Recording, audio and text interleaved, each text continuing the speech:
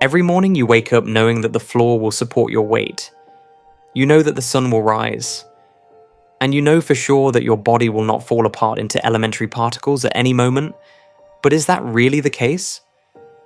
Deep underground, sensors at CERN are beginning to pick up signals that indicate that this is not the case. We are discovering particles that are too heavy to exist in a stable universe. We are observing gravity disappearing in dimensions we cannot see.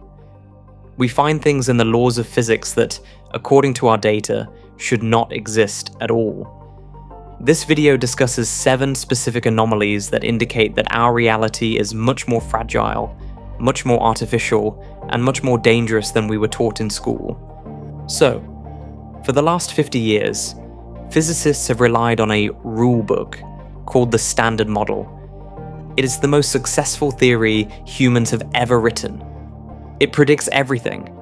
It tells the sun how to burn, it tells atoms how to stick together, and it tells us exactly what the universe is made of. It is supposed to be perfect. But recently, a massive laboratory in Illinois decided to stress test that rulebook by weighing a specific particle called the W-Boson. What is this particle? You can think of it as the spark plug of the universe. It is the carrier of the weak nuclear force, which is the force that allows the sun to fuse hydrogen into helium. Without the W-Boson, stars wouldn't shine, radiation wouldn't exist, and the atoms in your body wouldn't hold together the way they do. It is a critical, load-bearing beam in the structure of our reality. We know, with absolute mathematical certainty, that this particle has a strict weight limit. According to the blueprints of the Standard Model, it must weigh exactly 80,357 mega-electron volts. If it is any heavier, or any lighter, the math stops working. The symmetry breaks. So for 10 years, scientists slammed trillions of particles together to weigh it. They checked and double-checked the data. And the number that came back wasn't 80,357. It was 80,433. Why does a tiny difference of less than 1% matter? Why should you lose sleep over a rounding error in a subatomic particle? Here is why. Imagine you walked into your living room with a tape measure. You measured the distance between the walls and you realized the room is 2 inches smaller than it was yesterday. You know you didn't move the walls. You know the neighbors didn't move the walls. The house looks exactly the same. But the measurement says the room shrank. How is that possible? The only explanation is that there is something invisible pushing against the walls from the outside. That tiny difference in measurement proves that the structure of the room is under pressure from something you cannot see. It implies that there are hidden particles or hidden forces interacting with our reality and leaning on the foundation of the universe. But if the foundation is under this much pressure, what happens if it gives way? This is where the extra weight of the W-Boson stops being a curiosity and starts being a threat. This anomaly suggests that the vacuum of space isn't as stable as we thought. We call this the problem of the false vacuum. Think of it like a ball resting on a ledge. We assume that our universe is sitting at the very bottom of a valley, the lowest, safest energy state possible. We feel safe because nothing has changed for 13 billion years. But this new data implies that we are not at the bottom. We are stuck on a ledge, halfway down a cliff, and the extra mass of that particle is tilting the ledge. If the rulebook is wrong about the weight of the W-Boson, what else is it wrong about? Are we actually safe on this shelf? Or is the floor beneath your feet waiting for a single, random trigger to crumble and send us sliding down into the dark? Could this be a mistake? Could a sensor at Fermilab have malfunctioned? Could a software bug have corrupted the data? That is the first question any rational person asks. But you have to look at who is holding the tape measure. This experiment wasn't done by a few students in a basement. This was the CDF collaboration. It is a team of hundreds of the best physicists on Earth, analyzing data from the Tevatron particle accelerator. They spent 10 years trying to prove themselves wrong. They tortured the data. They calibrated every wire and every line of code to eliminate human error. In physics, there is a strict threshold for claiming a discovery. It is called 5 sigma. If a result is 5 sigma, the chance of it being a random accident is 1 in 3.5 million. That is the level of certainty we use to confirm the Higgs boson. It is considered proof. But the anomaly with the W-Boson, the extra weight that shouldn't be there, that wasn't 5 sigma. It was 7 sigma. The odds of a 7 sigma event occurring by accident are roughly 1 in a trillion. If you flipped a coin and it landed on heads 40 times in a row, you wouldn't call it a coincidence. You would say the coin is rigged. That is exactly what this number tells us. The machine isn't broken, the math isn't broken, the universe is rigged. This result is a smoking gun that proves the standard model is missing a massive piece of the puzzle. It implies that the empty space inside the atom isn't empty at all. It is teeming with something heavy, something active, and something invisible that is putting its thumb on the scale. For decades, we hoped that a theory called supersymmetry would explain this. We hoped that for every particle we know, there was a heavy partner particle out there balancing the equation. We thought supersymmetry would be the neat, elegant answer that fixed the map. But the Large Hadron Collider at CERN has been smashing protons together for years, hunting for these supersymmetric partners, and it has found nothing. 0. So we are in a situation where the W-Boson is too heavy, which proves hidden particles exist. But our best theory for what those particles are has failed completely. We are flying blind. We know there is an invisible elephant in the room because the floorboards are creaking, but we cannot see it, and our cameras aren't picking it up. So, if the standard model is broken, what does that mean for the stability of the world you see around you? If the blueprint is missing a page, maybe we are missing the warning label that tells us the expiration date of the universe. Because when you combine this extra weight with the mass of the Higgs field, the graph doesn't show a stable valley anymore. It shows a trap. To understand what this trap looks like, we have to look at the energy field that holds you together. It is called the Higgs field. You can think of it as the background static of the universe. Every particle in your body interacts with this field, and that interaction is what gives you mass. Without it, you wouldn't be a solid object. You would be a cloud of radiation moving at the speed of light. For decades, we knew this field existed, but we didn't know its strength. We didn't know how stable the floor really was.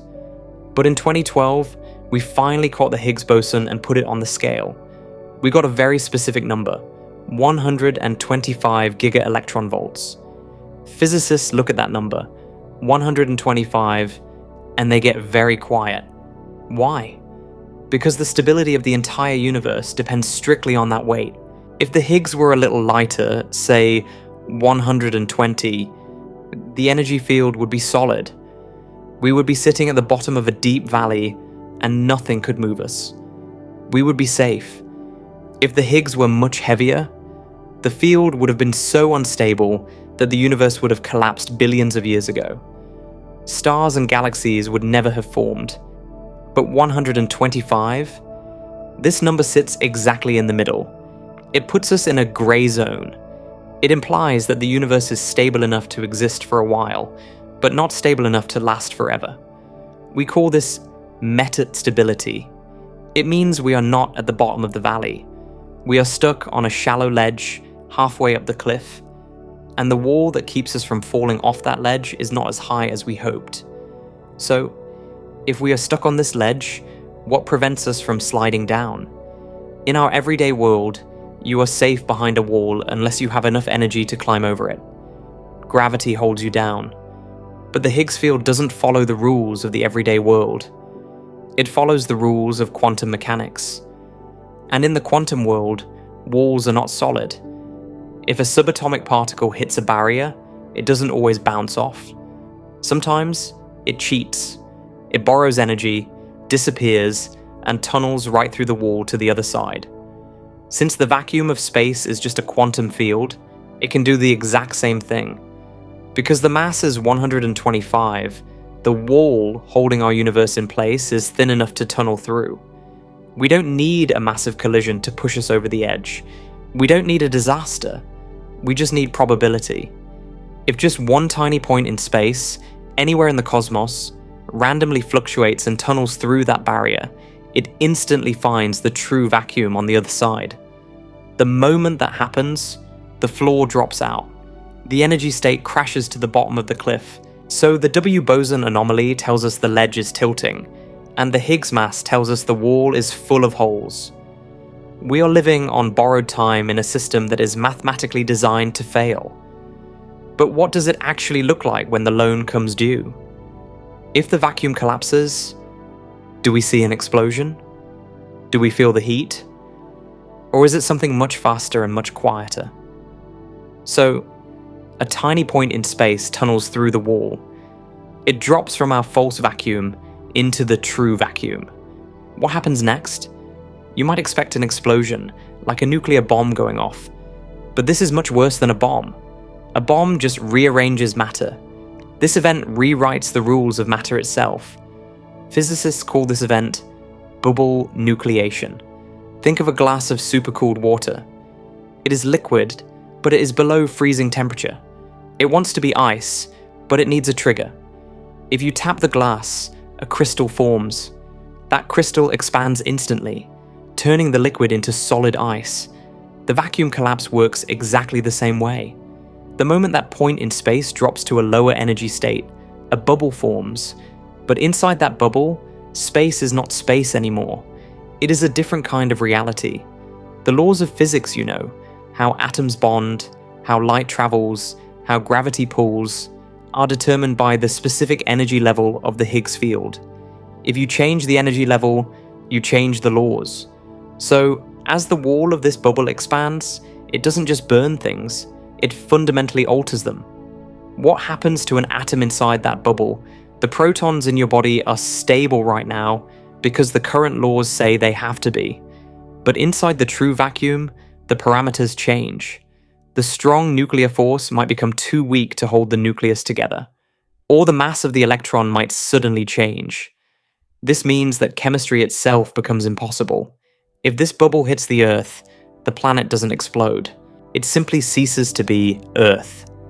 The atoms that make up the rocks, the oceans, and your body would instantly dissolve into a fine mist of subatomic particles, or collapse into black holes, depending on the new math inside the bubble.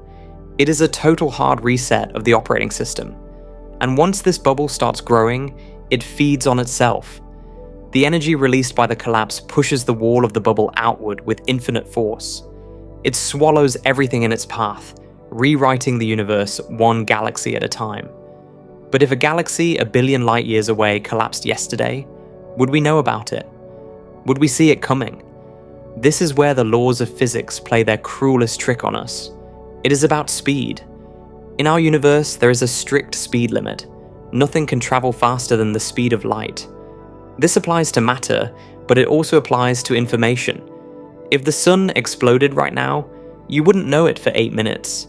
You would see the sunlight, feel the warmth, and be totally happy for 8 minutes while the death wave traveled toward you.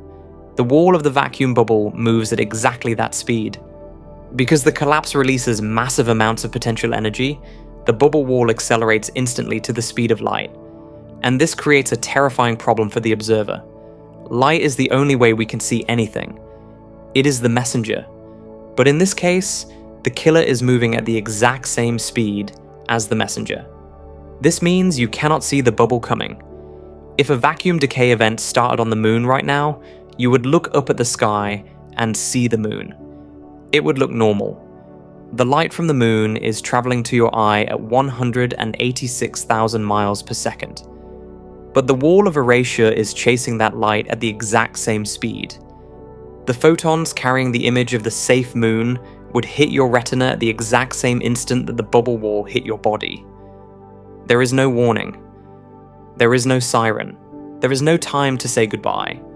One moment, you are sitting there, breathing, thinking, watching this video. You are fully conscious. The next moment, the structure of your atoms is rewritten. Your neurons dissolve before they can even process the electrical signal of pain. You don't die, you just stop. This is the ultimate stealth predator. It could have happened in the Andromeda Galaxy a million years ago, and the bubble is currently rushing through the void toward the Milky Way. We would still see Andromeda shining in the sky tonight, unaware that it has been gone for eons. This makes the universe feel like a very dark room. We are assuming the walls are still there because we haven't been hit yet. But if this is possible, if the math allows it and the speed hides it, why hasn't it happened yet? The universe is 13 billion years old. If the floor is so fragile, why are we still standing here? Is it luck? Or is the math telling us something even stranger about the ground beneath our feet? So, if the vacuum is unstable, and the trigger could happen at any moment, how likely is it? To answer that, we have to ask a question that sounds stupid, but is actually the hardest question in physics. How much does nothing weigh? Take a box and pump every single atom out of it.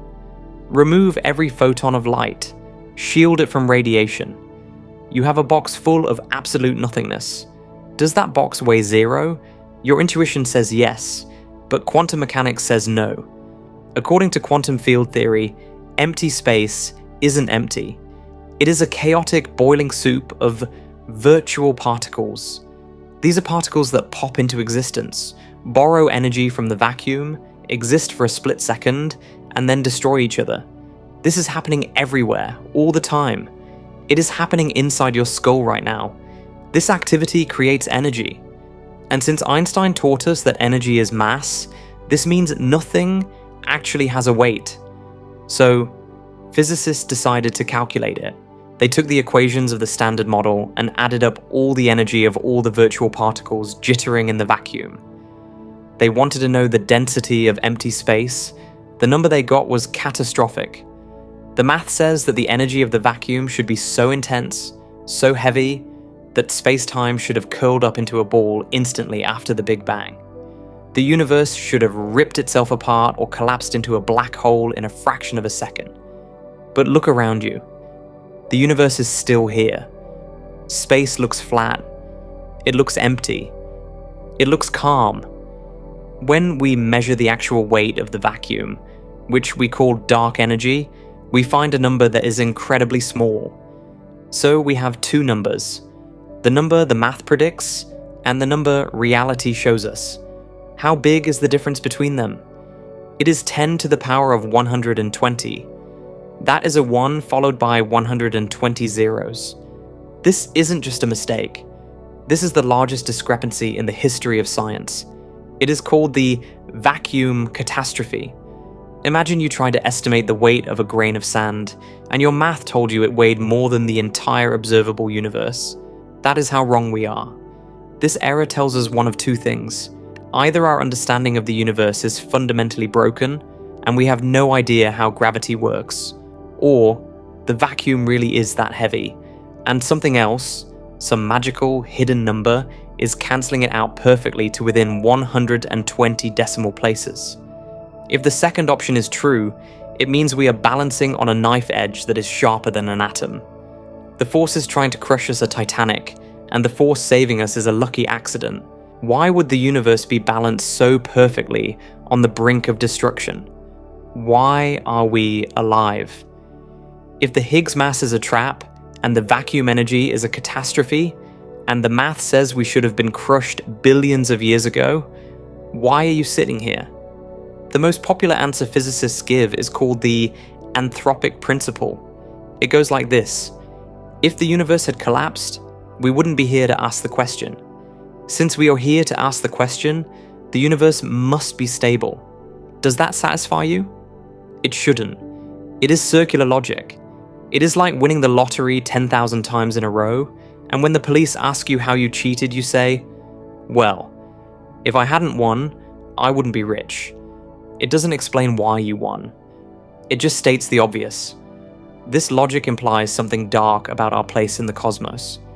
It implies that we are the victims of survivorship bias.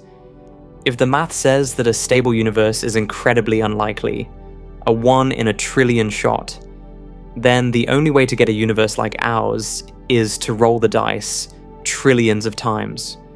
This suggests that our Big Bang was not a unique event. It implies a multiverse. Imagine an ocean full of bubbles. Each bubble is a universe trying to form. In the first bubble, the vacuum energy is too high. Pop. It collapses instantly. In the second bubble, the Higgs mass is too heavy. Pop. No atoms. In the third, gravity is too weak. Pop. No stars. This happens trillions upon trillions of times, an endless graveyard of dead, broken universes. And then, purely by accident, bubble number 7 trillion gets the numbers right. The vacuum energy cancels out. The Higgs lands on the ledge of 125. The stars ignite. That is where we live. We are not the chosen ones. We are just the statistical freak that didn't pop yet. We are walking through a field of corpses, thinking we are immortal because we haven't stepped on a mine. But the problem with statistical luck is that it runs out. We see signs that the luck is already fading. The dark energy that holds our vacuum open is not staying constant. The universe is accelerating. The expansion is getting faster. The balance is shifting. But if we are just a bubble floating in a much larger, darker ocean, what is happening outside our skin? If we are the lucky survivor, who are the neighbors? This brings us back to the anomaly we started with. Remember the W-Boson? The particle that was too heavy? That extra weight didn't come from nowhere. It came from an interaction. If our bubble is leaking, or if something is pushing against it, we should see the cracks. And it turns out, the biggest crack isn't in the vacuum energy. It is in gravity itself. Why is gravity so weak? And why does it seem to be leaving our universe entirely? If our universe is a bubble floating in a graveyard, and if the walls are cracking, we should see evidence of what is outside. And the clearest evidence isn't out in deep space. It is right there in your kitchen. Go to your refrigerator. Look at the little magnet holding up a photograph or a grocery list. That magnet is defying the entire planet. Think about the tug of war happening there. The magnet is pulling the photo up. The entire Earth, all 6 septillion kilograms of rock, iron, and magma, is pulling the photo down. And the magnet is winning. A tiny piece of metal the size of a coin is stronger than the gravity of an entire world. This doesn't make any sense. In physics, we expect the fundamental forces of nature to be roughly equal. The force that holds atoms together, electromagnetism, and the force that holds stars together, gravity, should be peers. They were born at the same moment in the Big Bang, but they are not peers. Gravity is the runt of the litter. If you do the math, gravity is not just a little bit weaker. It is 10 to the power of 36 times weaker than the electromagnetic force. That is a 1 with 36 zeros. It is the difference between a single grain of sand and the entire Sahara Desert. Why? Why is gravity so pathetic compared to the other forces? Why does it take the mass of an entire planet just to keep your feet on the ground, while a tiny static shock from a doorknob can hurt you? Physicists call this the hierarchy problem. It is a nice name for a complete failure of logic. If gravity is truly a fundamental force of our universe, it should be strong. The fact that it is a ghost suggests that we are looking at it wrong. Imagine you are in a room listening to a speaker. The sound is incredibly quiet. You turn the volume up to the max, but you can barely hear a whisper. You assume the speaker is broken. But what if the speaker isn't broken? What if the speaker is actually blasting at full volume, but it is located in the room next door? What if the gravity we feel isn't native to our space? What if it is leaking in from somewhere else? Or worse, what if it is generated here but it is leaking out? If gravity is escaping, where is it going? To find out where gravity is hiding, we have to stop thinking of the universe as a 3D box. We have to start thinking in string theory. This theory suggests that the fundamental particles of matter, electrons, quarks, photons, are not little dots. They are tiny, vibrating strings of energy. There are 2 types of strings. First, you have open strings. These look like a piece of thread. They have 2 loose ends. Then you have closed strings. These are loops, like a rubber band. They have no ends. This shape makes all the difference. String theory says our universe is like a sticky membrane, or a brane for short. Think of it like a sheet of flypaper floating in a much larger empty space called the bulk. The matter that makes up your body, the electrons and protons, are open strings. Their loose ends are chemically stuck to the flypaper. That is why you are trapped in 3 dimensions. You physically cannot leave the sheet. Light is also an open string, so it is stuck too. That is why we can't see anything off the sheet. But gravity is different. The particle that carries gravity is called the graviton. And according to the math, the graviton is a closed string. It is a loop. It has no loose ends. It cannot get stuck to the flypaper. This means gravity is free to leave. It can drift off our brain and float out into the bulk, into the 4th or 5th dimension. This solves the riddle of the magnet. Gravity isn't weak. It is just diluted. It is generated here, but 99% of it instantly leaks out of our dimension and disappears into the higher reality next door. We only feel the tiny fraction that stays behind. So, we are living in a leaky room. We are bleeding energy into the void every second. But this isn't just a theory on a blackboard. CERN is actively trying to prove it. When they smash particles together at the Large Hadron Collider, they measure the energy before and after the crash. The law of conservation of energy says the numbers must match. Whatever you put in, you must get out. But they are looking for missing energy. They are looking for a collision where the energy after the crash is less than the energy before. If they find that, it means a graviton was created in the crash and immediately flew out of our dimension. It means we caught the thief leaving the scene. But if gravity can leave our world, does that mean gravity from other worlds can enter ours? If we are floating in a bulk full of other brains, and gravity is the only thing that can cross the gap, are we feeling the pull of something else? What if the invisible mass we call dark matter isn't a cloud of gas? What if it is the shadow of a neighbor? So, how do we catch a ghost leaving the room? How do we prove that gravity is actually leaking into a 4th dimension? We use the strictest law in physics, the law of conservation of energy. This law states that energy can never be created, and it can never be destroyed. It can only change shape. If you burn a log, the energy in the wood turns into heat and light. If you add up all the heat and all the light, it will equal exactly the energy that was in the log. You never lose a single penny. The universe is a closed bank vault, or at least it is supposed to be. At the Large Hadron Collider, they test this law millions of times a second. They smash 2 protons together at the speed of light. They know exactly how much energy goes into the crash. Then, they catch all the debris. They measure every photon, every quark, and every electron that flies out. They add up the total energy of the wreckage. Usually the numbers match perfectly. Input equals output. But they are looking for the specific collisions where the numbers don't match. They are hunting for missing transverse energy. Imagine you smash a piggy bank full of coins on the floor. You count the coins scattered on the carpet. You know there was $10 in the pig, but you can only find $9. You check under the sofa. You check your pockets. The room is sealed. The windows are locked. But $1 is gone. Absolute magical disappearance. In a closed universe, this is impossible. But in a Brane World universe, the answer is simple. The coin didn't vanish. It just rolled off the paper. If CERN detects this missing energy, it will be the first physical proof that the wall of our reality has a hole in it. It means a graviton, a particle carrying that energy, escaped the collision and flew off our dimension into the bulk. This changes everything. It means we are not living in a vault. We are living in a sieve. And if we are a sieve, what are we losing? We are not just losing gravity. We are losing information.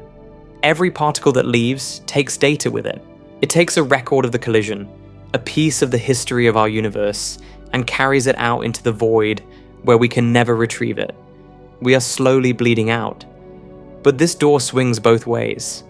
If gravity can leak out of our universe to the layer above us, then gravity from the layer above can leak down to us.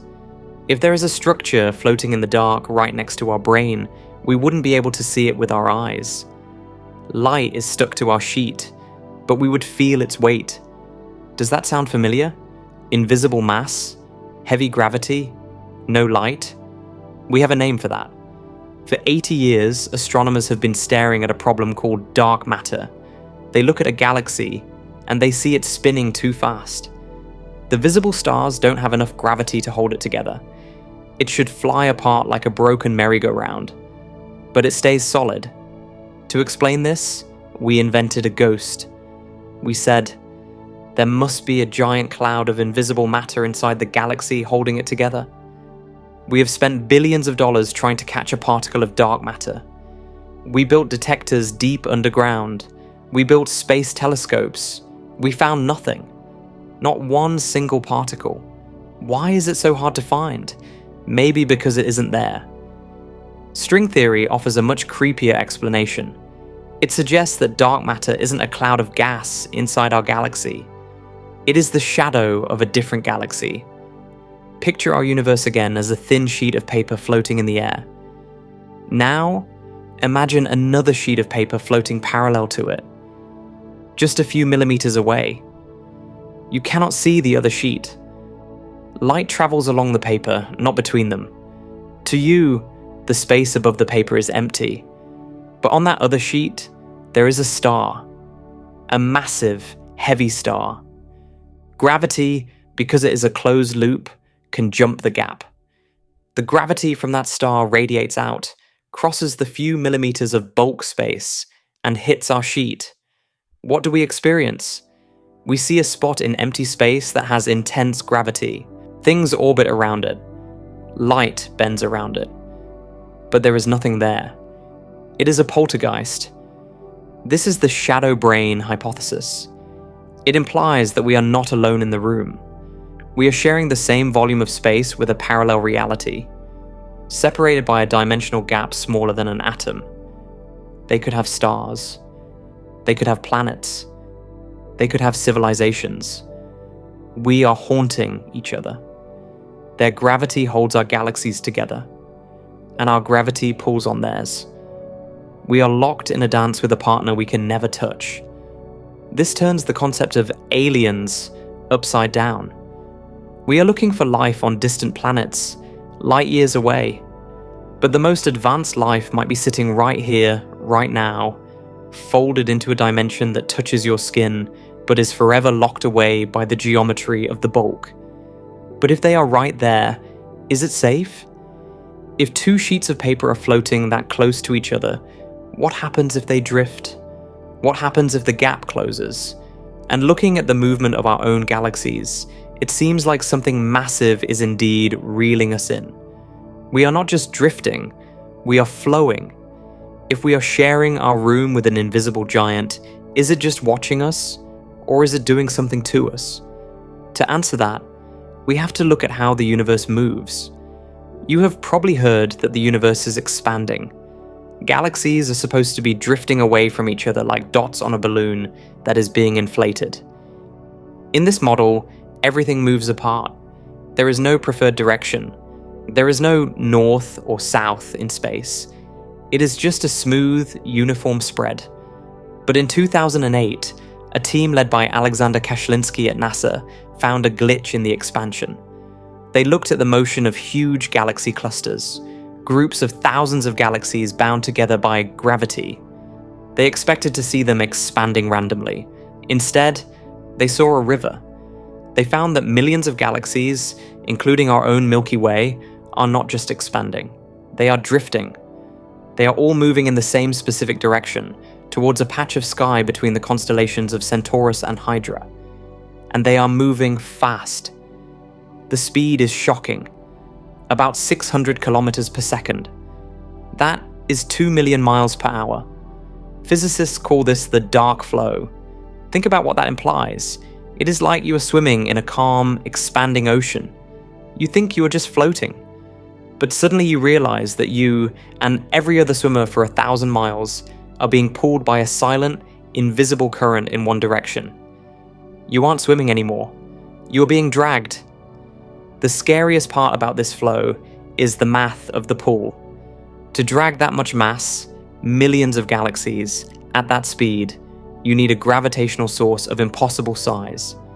If you took every star, every black hole, and every dust cloud in the known universe and piled them up, it still wouldn't be heavy enough to generate that kind of pull. So, what is pulling us? Kashlinski's team suggested that the source of the gravity lies outside the visible universe. It implies that the bubble of our observable reality is not isolated. Something beyond the edge of our map is reeling us in. We are being dragged by a monster that is too far away to see, but massive enough to tilt the entire cosmos on its side. We are flying blind into the mouth of the unknown. But thanks to radio telescopes that can punch through the dust, we have started to map the heavyweights waiting for us in the dark. Is it a supercluster of galaxies, or is it something much stranger? We tried to find the monster. We pointed our telescopes at the destination of the flow. First we found the Great Attractor. It is a gravitational anomaly about 250 million light years away. It is pulling our galaxy and thousands of others towards it. For years we thought this was the answer. We thought this was the end of the river. But when we finally got a better look, the math didn't hold up. The Great Attractor is big, but it isn't big enough. It accounts for maybe 40% of the speed. It is just a crumb on the trail. So we looked behind it. Deep in the background, we found the Shapley supercluster. This is the single largest concentration of galaxies in the nearby universe. It is a titan. It contains the mass of 10,000 Milky Ways. It is a city of stars so heavy, it warps space-time like a bowling ball on a trampoline. But here is the horror story. Even the Shapley supercluster isn't big enough. The math says that even its massive gravity accounts for only a fraction of the dark flow.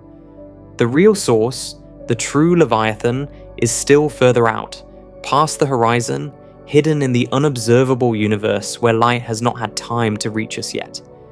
Physicists call this the tilt theory. They suggest that our entire observable universe is just a small patch on a slope, and we are sliding downhill.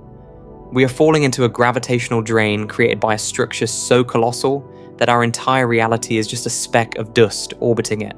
We will never see it. The light from it will never reach us because the space between us is expanding too fast. We are like ants on a leaf, flowing down a river, unaware that a waterfall is coming. We just know that the current is getting faster. But if we are sliding downhill, and if the shadow brain theory is correct, what happens when we hit the bottom? What happens when two universes, driven by this impossible gravity, finally slam into each other? It turns out we might have already survived one of these crashes, and the evidence isn't a theory.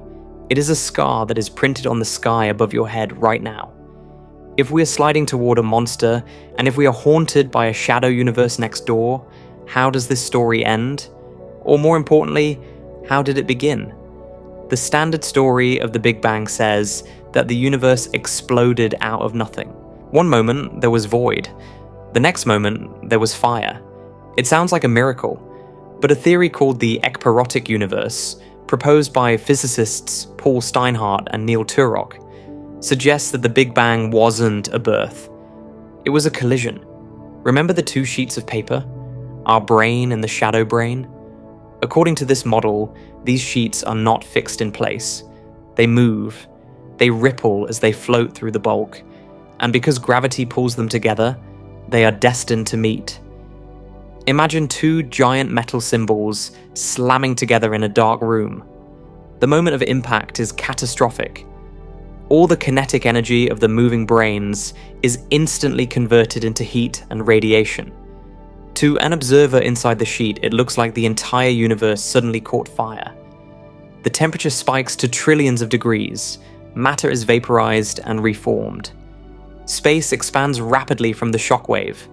We look at that event and call it the Big Bang. But it wasn't a beginning. It was just a clap of thunder. This implies that our universe is not a one-time event. It is a cyclic engine. The branes crash. The energy creates a hot, young universe. The branes bounce off each other and drift apart. The universe cools down. Galaxies form. Life evolves. We live our lives in the quiet period as the plates move away. But gravity is relentless. It eventually slows down the drift and pulls the plates back together. It means we are trapped in an eternal loop of destruction and rebirth. Bang. Expansion. Cooling. Attraction. Crash. Bang. And the horror is that we don't know where we are in the cycle. We know the plates are moving. We know the dark flow is pulling us. But since we can't see the bulk, we can't see the other plate coming. The sky could be falling right now. The next collision could happen in 1 billion years, or it could happen tomorrow. We are living on a ceiling that is destined to collapse. But is this just a mathematical nightmare? Is it just a scary story physicists tell each other? Usually theories about before the Big Bang are impossible to prove, because the fire of the explosion destroys all the evidence. You can't find fingerprints in an inferno. But what if the crash left a dent? What if we could look at the oldest light in the universe and find a scar that proves we hit something? To find the scar, we have to look at the cosmic microwave background, or CMB. This is the afterglow of the Big Bang. It is a map of the oldest light in existence. According to the standard model, this map should look like static noise, random speckles of hot and cold, distributed evenly like sand on a beach. The universe should be uniform. But in 2013, the Planck satellite gave us the most detailed map ever made. And when astronomers looked at the southern hemisphere of the sky, they saw something that made them check their instruments for dirt. They saw a massive, deep blue hole. It is called the CMB cold spot. It is a region of space about 1 billion light years across that is significantly colder than everything around it. It shouldn't be there. Statistically, the chance of a spot that big appearing by random luck is almost zero. It is like looking at a calm ocean and seeing a giant frozen whirlpool that refuses to move. Scientists tried to explain it away. They said it was a supervoid, just a big empty space with fewer galaxies. But when they counted the galaxies in that direction, the void wasn't empty enough to explain the temperature drop. The math didn't add up. So what is it? Physicist Laura Massini-Houghton calculated that this spot is exactly what it would look like if our universe had collided with another universe in the distant past. Imagine 2 soap bubbles bumping into each other. The point of contact leaves a dent. If that is true, the cold spot is the first physical evidence that the ekpyrotic model is real. It is a bruise on the skin of our reality. It proves that we are not alone in the multiverse. We have a neighbor. And billions of years ago, we crashed into them. We survived the last crash. But the existence of the bruise implies that the membrane we live on is soft. It is malleable. It can be bent, dented, and broken. And this leads us to a question that dismantles the very idea of space itself. If our universe is just a thin membrane that can be bruised, and if gravity can leak out of it, and if it has a 2D surface, why do we think it has depth? Why do you feel like you're occupying a 3D volume, when all the physics points to the fact that you might be living on a flat surface? We are about to enter the deepest rabbit hole of all. We're going to look at why your body might be a hologram. To understand why the 3-dimensional world around you might be a lie, we have to talk about trash. Specifically, what happens when you destroy something? If you take a book, say the complete works of Shakespeare, and throw it into a fire, you assume the information in that book is gone. The pages turn to ash. The ink turns to smoke. The story is lost. But in physics, that is not true. There is a fundamental rule called unitarity. It states that information is never lost. The universe is a strict accountant. Every distinct state of matter must have a distinct past and a distinct future. If you were smart enough, and if you had a powerful enough computer, you could theoretically collect every molecule of ash every photon of light, and every wisp of smoke from that fire. You could reverse the laws of physics and reconstruct the book perfectly. The story is still there. It is just scrambled. This rule is the bedrock of science. It means that the past is real. It means that cause leads to effect. But in 1976, Stephen Hawking found the one place where this rule goes to die: black holes. Hawking realized that black holes are not perfectly black. They leak. They radiate energy, now called Hawking radiation, and slowly evaporate over trillions of years. Eventually, the black hole disappears completely. It pops out of existence. But here is the problem. The radiation that leaks out is random. It is just thermal noise. It contains no data about what the black hole ate. So if you throw that Shakespeare book into a black hole and wait for the hole to evaporate, the book is gone. The radiation doesn't carry the text. The hole is gone. The information is deleted from the universe. This sounds like a technicality, but it is a catastrophe. If information can be destroyed, then we cannot calculate the past from the present. It means the movie of the universe can't be rewound. It breaks the link between cause and effect. And if you break cause and effect, you break physics. Suddenly, the foundation of reality, the idea that the past determines the future, dissolves. If a black hole can delete a book, what stops the universe from deleting history? This discovery terrified physicists. It implied that our reality is leaky. It implies that the hard drive of the universe has a delete button that shouldn't exist. So either Hawking was wrong, and black holes are not what we think they are, or quantum mechanics is wrong, and information is not immortal. Which one is it? This paradox triggered a 40-year civil war in the physics community. It was called the Black Hole War. On one side, you had Stephen Hawking. He doubled down. He said, "The information is gone. The laws of physics change inside a black hole. Deal with it." On the other side, you had Leonard Susskind and Gerard 't Hooft. They realized the stakes. They argued that if information is lost, energy conservation fails, and the temperature of the universe becomes undefined. Basically, if Hawking is right, reality doesn't make sense. They needed a solution that saved the book without breaking the black hole. They needed to find a way to keep the information safe, even if the object falls into the pit. And the solution they found is so radical that it changes the definition of place entirely. They asked a simple question. When the book falls into the hole, where is it? We usually assume it goes inside. We assume it occupies the three-dimensional volume behind the event horizon. That is common sense. A shoe in a box is inside the volume of the box. But Susskind realized that looking at the volume was the mistake. What if the information never actually goes inside? What if, when the book hits the horizon, the point of no return, it gets scrambled and plastered onto the surface of the hole? Imagine a can of soup. The soup is the three-dimensional stuff inside, but the label is a two-dimensional sheet wrapped around the outside. The label tells you exactly what is in the soup. It contains all the data: tomato, salt, 500 calories. Susskind proposed that a black hole is exactly like that can.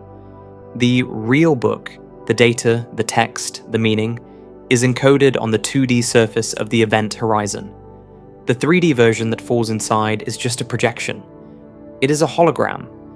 This saves physics. The information isn't destroyed, it is just reformatted. It turns from a 3D object into a 2D code. The radiation can then read the code on the surface and carry it back out into the universe. But do you see the trap this sets for us? If all the information required to describe a massive 3-dimensional star can be stored on a flat 2-dimensional surface, then the third dimension is technically unnecessary. It is redundant. The volume, the inside of the hole, is just a reflected image of the data on the shell. And if a black hole is a hologram, and a black hole is just extreme gravity, what prevents the rest of the universe from being a hologram too? Are we also just data painted on a wall? If a black hole is a hologram, we have to ask, what is the universe? Because mathematically, Our universe looks suspiciously like the inside of a black hole. We are trapped in a bubble of gravity. We have a maximum speed limit. And most importantly, we have an edge. Look out into the night sky. If you look far enough, you hit a wall called the Cosmological horizon. It is about 46 billion light years away. We cannot see past it, and nothing can reach us from the other side. It is the shell of our reality. The holographic principle suggests that this shell is acting exactly like the surface of the black hole. It implies that all the information describing the universe, every star, every planet, and every atom in your body is physically stored on that distant 2D boundary. Think about what that means for you. You feel like you are sitting in a room. You feel like you have depth. You can move forward and backward. But if this principle is right, the real you is not in the chair. The real you is a chaotic smear of data encoded on the furthest edge of the cosmos. You are a flat, two-dimensional code. What you experience as walking through a room is just a projection. It is a hologram being beamed inward from the horizon. The lasers are the laws of physics, and the image they create is the 3D world. This sounds impossible. It sounds like a bad sci-fi plot. How can a flat surface create the perfect illusion of a solid world? To believe this, we would need a mathematical proof that a 2D world and a 3D world are actually the same thing. And in 1997, a physicist named Juan Maldecina gave us exactly that. Maldecina's discovery is called the ADS-CFT correspondence. It is a tongue twister, but the meaning is simple. He looked at two completely different mathematical worlds. The first world was a 5-dimensional universe with gravity, anti-de Sitter space. It had volume. It had depth. The second world was a 4-dimensional flat border without gravity, conformal field theory. It was just a shell. These two worlds shouldn't have anything in common. But Maldecina found a dictionary that translated one into the other perfectly. He proved that anything happening in the solid, deep world could be described perfectly by equations on the flat, empty shell. Every object in the bulk had a corresponding shadow on the boundary. This means that the third dimension is not a fundamental part of reality. It is a side effect. It is a user interface. Just like a video game screen is flat, but it convinces you that you are walking down a hallway. But if we are living in a digital projection, shouldn't we be able to see the pixels? If you zoom in on a photo, eventually you see the dots. If you zoom in on reality, do you hit a limit? We used to think space was smooth. We thought you could divide a meter into a centimeter, a millimeter, and so on forever. But we were wrong. There is a pixel size to the universe. It is called the Planck length. It is incredibly small, 10 to the power of negative 35 meters. But it is not zero. You cannot have a position more precise than this. You cannot have a distance shorter than this. Physics stops working if you try to go smaller. This is the Bekenstein bound. It tells us that a region of space can only hold a finite amount of information. And crucially, that amount depends on the surface area, not the volume. This is the smoking gun of a hologram. The resolution of our world is limited by the size of the screen wrapping around it. We are pixelated. We are projected. But what holds the pixels together? If space isn't real, what stitches the image into a seamless whole? The answer seems to be the spooky connection Einstein hated the most. If our reality is pixelated, and if the solid world is just a projection from the edge of the universe, we are left with a massive engineering problem. What holds the pixels together? Why doesn't the image fall apart? If space is made of discrete chunks like Lego bricks, what is the glue that connects chunk A to chunk B? The answer brings us back to the phenomenon that Albert Einstein hated the most. He called it spooky action at a distance. We call it quantum entanglement. You probably know the basics. If you take two particles and entangle them, they become linked. If you spin one particle, the other spins instantly, even if it is on the other side of the galaxy. It happens faster than light. It breaks all the rules of separation.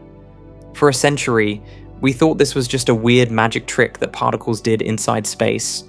But a new theory, proposed by Leonard Susskind and Juan Maldecina, flips the script.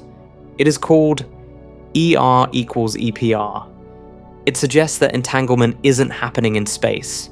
Entanglement is space. The theory argues that every time two particles become entangled, they create a microscopic thread between them. This thread is actually a tiny wormhole, an Einstein-Rosen bridge, tunneling through the geometry of reality. It stitches them together. Now, scale that up.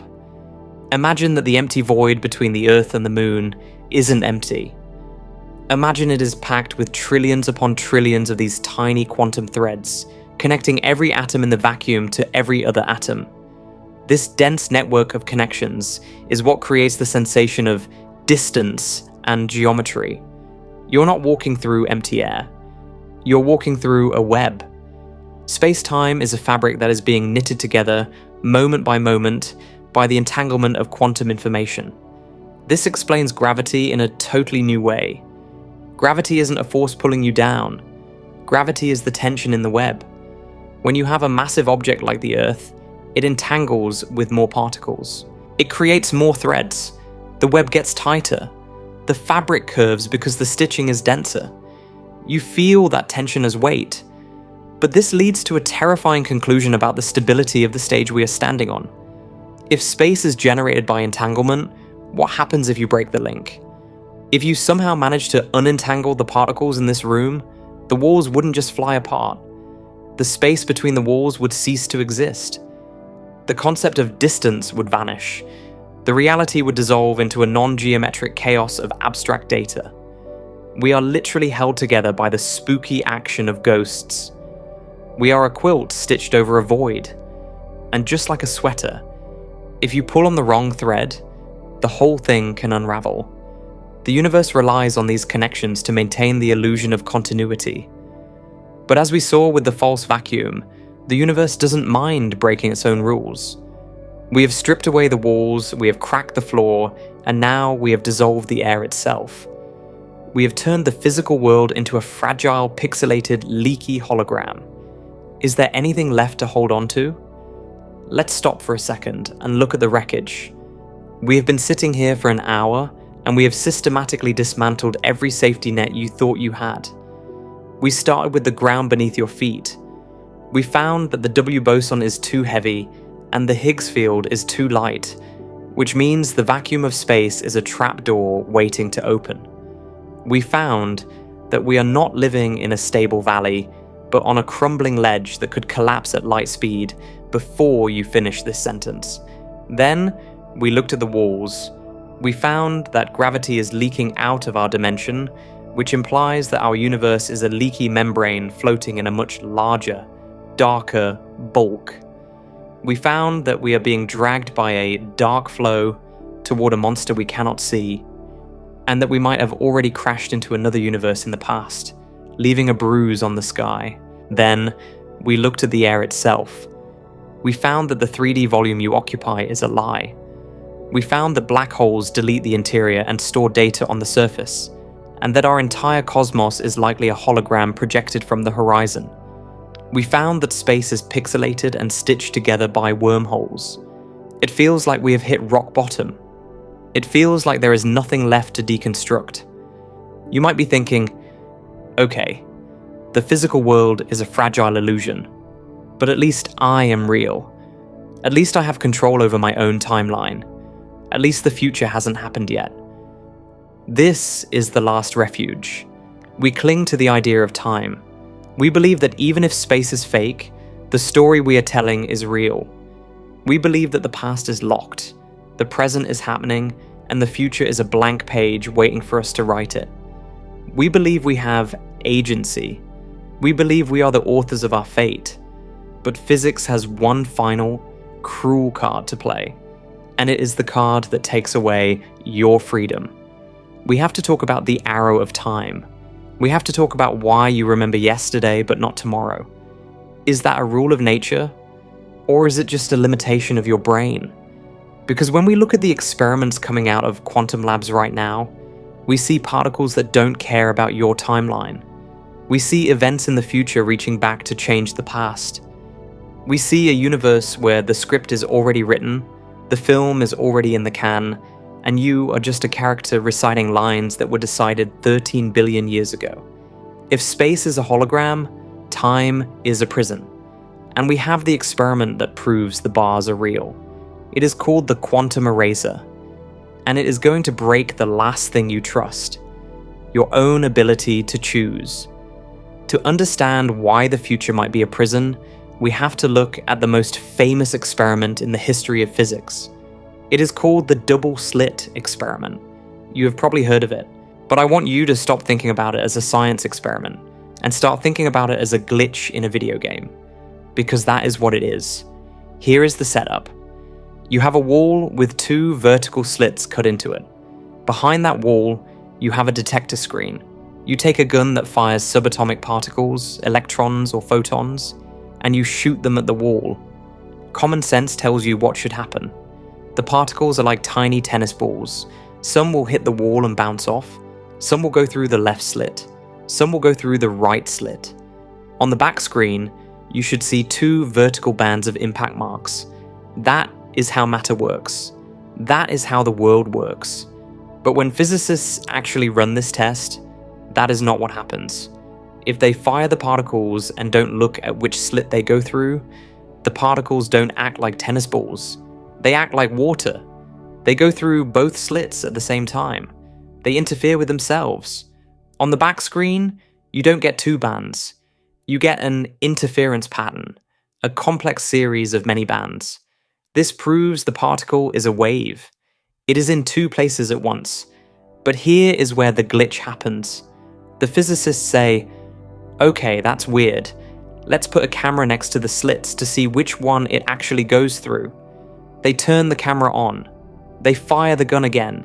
And suddenly, the particles stop acting like waves. They snap back into reality. They act like solid tennis balls. You get 2 bands on the screen. The interference pattern vanishes. Why? The only thing that changed was the information. The moment the universe knew that you knew which path the particle took, it rendered the particle as a solid object. If you don't look, it is a wave of probability. If you do look, it is a definitive chunk of matter. This is usually where the physics lesson ends. They tell you, observation collapses the wave function. But they miss the most disturbing question. How fast does the particle know?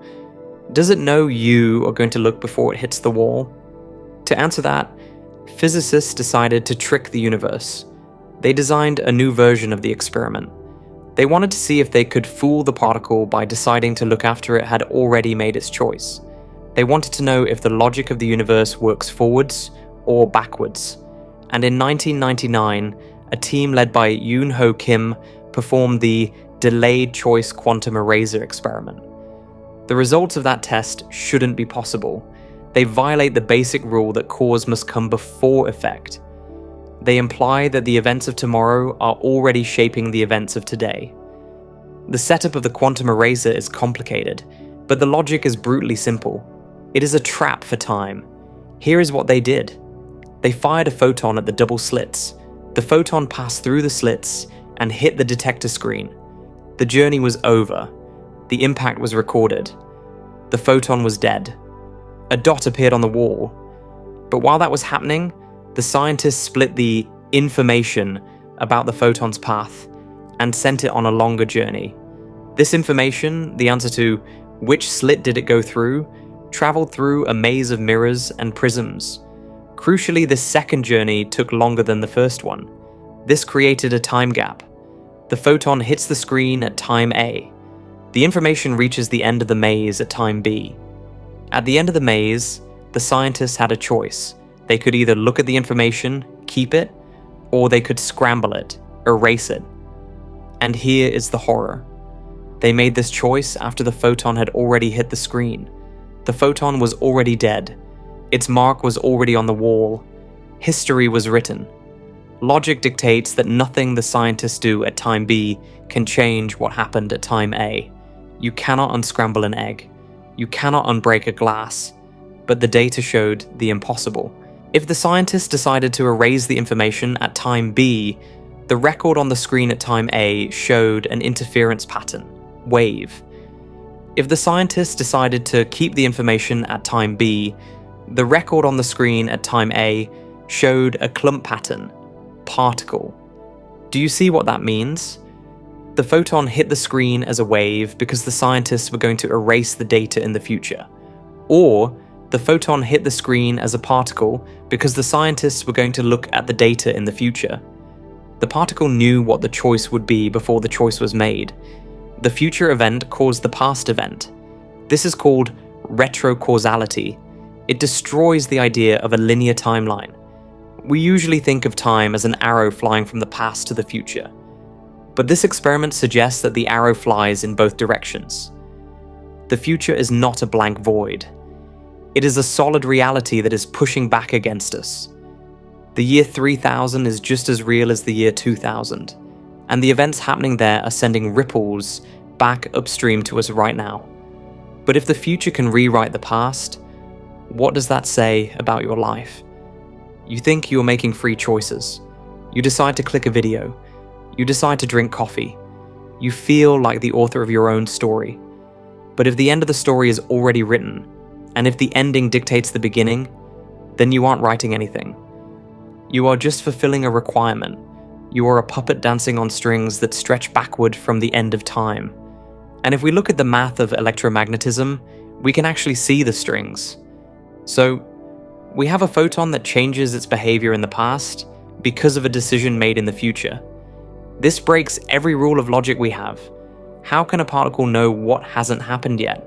The standard answer from uncomfortable physicists is to say, it's complicated. They talk about causal correlations. They try to soften the blow. But if you look at the raw data, the implication is much sharper. It implies that the timeline is not a straight arrow where A leads to B. It implies that A and B are talking to each other across the gap. Think about what needs to happen for the quantum eraser to work. The photon at the slit, time A, needs information from the detector setting, time B. That information has to travel backwards against the flow of time to reach the particle before it hits the screen. This sounds like magic. It sounds like time travel. But in the mathematics of the universe, time travel for a particle is not actually forbidden. In fact, it might be the default setting. We are so used to the idea that time flows forward that we assume the laws of physics enforce that direction. We assume that there is a fundamental equation somewhere that says t must increase. But if you actually open the textbooks and look at the fundamental laws, the ones that govern gravity, electromagnetism, and quantum mechanics, you find a shocking omission. The arrow of time isn't there. The equations don't care. And this symmetry suggests that our perception of past and future is just a biological illusion, while the underlying reality is a two-way street. To see this symmetry, imagine recording a video of two billiard balls colliding on a pool table. You watch the video. Ball A hits ball B, and they bounce off each other at specific angles. Now, play the video backward. You see the balls moving in reverse, colliding, and separating. Here is the question. Does the backward video break any laws of physics? No. The angles are correct. The transfer of momentum is correct. If you showed that video to a physicist, they wouldn't be able to tell you if it was running forward or backward. The math works perfectly in both directions. This is called time reversal symmetry. It applies to Newton's laws. It applies to Schrödinger's equation for quantum particles. It applies to Maxwell's equations for light. To an atom, past and future are just directions, like left and right. An electron doesn't feel time passing.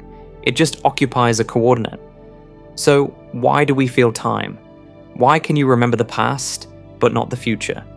The answer is usually entropy. Systems tend to get messier. A glass breaks, but it never unbreaks. But entropy is a statistical rule for large groups of atoms.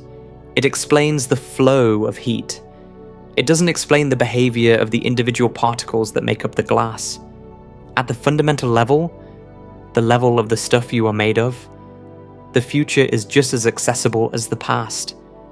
And if the equations allow waves to travel backward in time, why don't we see them? Why don't we see light coming out of our eyes before we turn on the lamp? The terrifying answer proposed by two legends of physics is, we do. We just don't recognize it. In the 1940s, John Wheeler and Richard Feynman looked at the math of the electron. They noticed a ghost in the machine. When an electron shakes, it emits a photon. The equation for this emission produces two distinct solutions. One wave travels forward in time. This is called the retarded wave. It is the light we see. But the math also insists on a second wave that travels backward in time. This is called the advanced wave. Most physicists just crossed out the backward wave. They said, that makes no sense, let's pretend it's zero. But Wheeler and Feynman asked, what if we take the math seriously? They developed the absorber theory. It argues that every interaction in the universe is a handshake across time. When you look at a star, the electron in the star sends a retarded wave forward to your eye. But at the exact moment your eye receives it, the electron in your retina sends an advanced wave backward through time to the star. The present moment, the reality you're experiencing right now, is simply the interference pattern where these two waves crash into each other. The future causes the past just as much as the past causes the future. This implies that the future isn't a void waiting to be filled. It is a solid continent that is already there, broadcasting signals back to us. The year 3000 exists. It is emitting waves right now. Those waves are hitting us, influencing our particles, and shaping the events of today. We call it randomness or chance, but it might actually be the pressure of tomorrow pushing us into position. And if the future is already solid enough to send signals, that leads to the most claustrophobic concept in all of physics. It turns the universe into a block of ice. This concept is the direct consequence of Einstein's theory of relativity. Before Einstein, we thought time was a universal clock ticking at the same rate for everyone. Now was the same for you and for a guy on Mars. But Einstein proved that time is relative. Speed and gravity changed the flow of the clock. This destroyed the idea of simultaneity.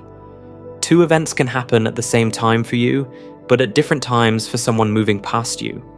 If now is subjective, then you cannot draw a sharp line between the past and the future. Einstein realized that the only way to make the math work was to treat time as a fourth dimension of space. You have length, width, height, and duration. If you look at the universe from outside, from a God's eye view, you don't see a movie playing. You see a static, four-dimensional object. Physicists call it the block universe. Imagine a loaf of bread. The entire loaf exists at once. Each slice of the bread is a moment in time. We are like 2D creatures living inside one slice, moving to the next slice, thinking that the previous slice has disappeared, and the next slice hasn't been baked yet. But the loaf is already baked. The dinosaurs are still alive in their slice. Your birth is still happening in its slice, and your death exists in a slice a few inches down the loaf. It is already there. It is frozen in the crystal of space-time. This means that becoming is an illusion. Nothing ever truly changes. The entire history of the cosmos is a single, static, geometric structure. We are just consciousness crawling along a pre-carved groove in the block. And if the groove is pre-carved, what does that mean for your ability to steer? If the future is as solid as the past, does choice exist? Or are we just watching a first-person movie that was filmed 13 billion years ago? This brings us to the nightmare of superdeterminism. It is the trapdoor that closes the argument about free will. We want to believe that quantum mechanics saves us. We like the idea that particles are random, because randomness leaves room for freedom. If the future isn't set, we can change it. But there is a loophole in the math called Bell's theorem. John Bell designed a test to prove that particles don't have hidden secrets. He proved that local realism is false. Either particles communicate faster than light, or they don't have defined properties until we look. but Bell made one assumption in his test. He assumed statistical independence. He assumed that the scientist is free to choose the settings on the detector. He assumed that the atoms in the physicist's brain are not conspiring with the atoms in the particle. Superdeterminism asks, what if they are conspiring? What if the Big Bang set up the initial conditions of the universe so precisely that every random choice you make is actually pre-correlated with the result you're going to get? Imagine a magician who asks you to pick a card. You think you have a free choice, but the magician arranged the deck, the lighting, and your angle of vision so that you had to pick the ace of spades. You felt free, but the outcome was forced. Superdeterminism suggests the universe is that magician. It implies that there is no randomness. The reason we see weird quantum patterns is that the universe is plotting against us. The atoms in your brain that decide to measure spin up were correlated with the atoms in the electron that decided to be spin up 13 billion years ago. If this is true, then you are not an agent. You are not a player. You are a puppet. The strings are invisible, woven out of the initial conditions of the Big Bang, but they are pulling you right now. You didn't choose to watch this video. The causal chain that led to this moment was forged before the Earth cooled. The script is finished. We are just reciting the lines. But if the script is finished, and the universe is a block, who wrote the code? And if the code is this precise, surely it implies an architect? If the universe is a rigged script, what language is the script written in? We assume the universe is made of stuff. We think there is a hard physical reality at the bottom. Rocks, atoms, energy. We think mathematics is just a tool we invented to describe the stuff. It is like a language. The word apple describes the fruit, but the word is not the fruit. But the deeper we look, the more this distinction disappears. In the 1960s, the physicist Eugene Wigner pointed out something spooky. He called it the unreasonable effectiveness of mathematics. He asked, why does the physical world obey complex abstract equations so perfectly? Why does a planet billions of miles away move exactly according to a formula you scribbled on a piece of paper? Max Tegmark, a cosmologist at MIT, suggests a radical answer. He argues that math isn't describing the universe. The universe is math. Look at an electron. What is it made of? If you zoom in, you don't find a tiny billiard ball. You find a list of numbers. Mass, 9.1. Charge, -1. Spin, 1/2. That is it. If you take away the numbers, there is nothing left. The stuff is just a placeholder for the data. Tegmark calls this the mathematical universe hypothesis. It implies that our reality is exactly like a video game. When you play a game, you see a tree.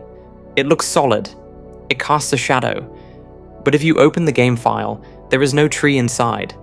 There are only lines of code. The solidity is an illusion created by the processing of the numbers.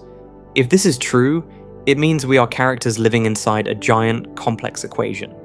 We are data structures processing other data structures. But usually, this is just a philosophical idea. It is a nice thought experiment. Until recently, we didn't have any physical proof that the universe was running on code. But then, a physicist named S. James Gates looked deep into the equations of supergravity, and he found something that shouldn't be there. He found a browser history. S. James Gates is a legend in the field of supersymmetry. He wasn't looking for a simulation. He was just trying to solve the math of how gravity behaves at the quantum level. He was analyzing a specific set of equations related to quarks and leptons. To visualize the math, he turned the equations into graphs, geometric shapes made of dots and lines. He calls them adinkras.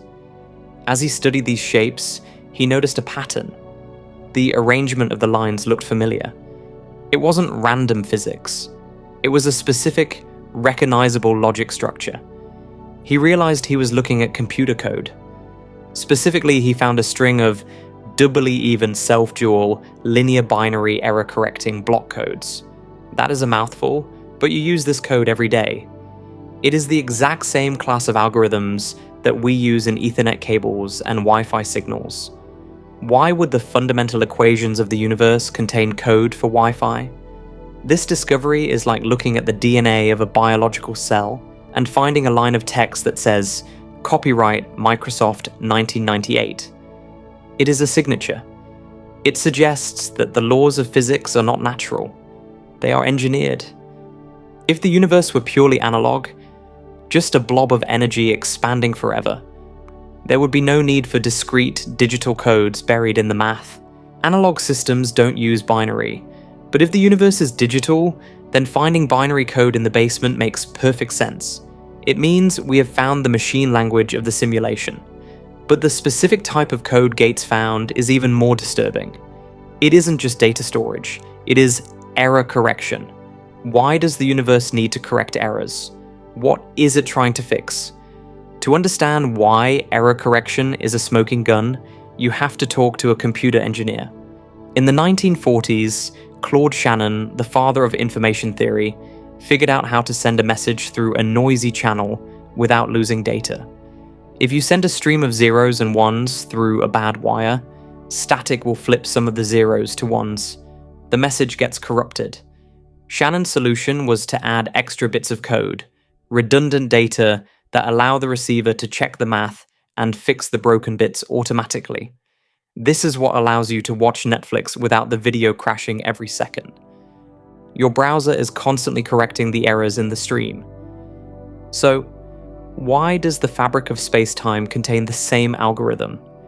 If the universe is a physical object, it doesn't make mistakes. A rock is just a rock.